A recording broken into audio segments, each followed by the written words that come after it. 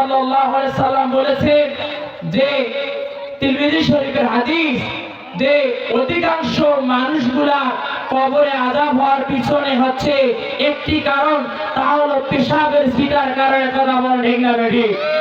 আমার মায়েরা, তিরমিজি শরীফের হাদিসের মধ্যে আছে আমার রাসূল দুটা মরুময় ময়দান দিয়ে যাইতেছিলেন, এমত অবস্থায় হুট করে থমকে দাঁড়ালেন।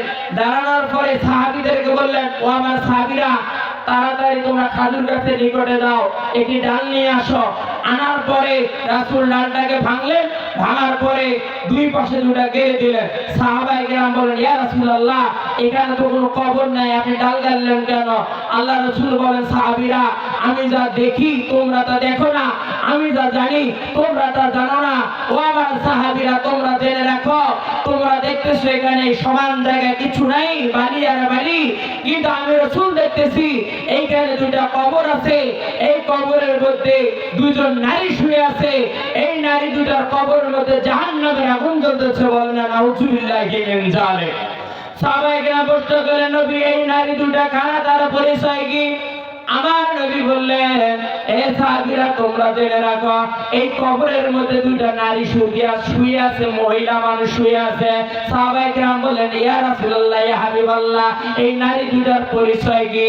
আল্লাহর নবী বললেন, ও আমার সাহাবী রে, আমি যে কবরের মধ্যে প্রথম আমি ডালটা গেড়ে দিয়েছি, এই নারীটা এমন একটা নারী, এ মানুষের গীবত করত, ছগলখুরি করত। এই ছগলখুরি করার কারণে এই নারীর কবরে জাহান্নামের আগুন জ্বলতেছে। জোরে বলেন নাউযুবিল্লাহ।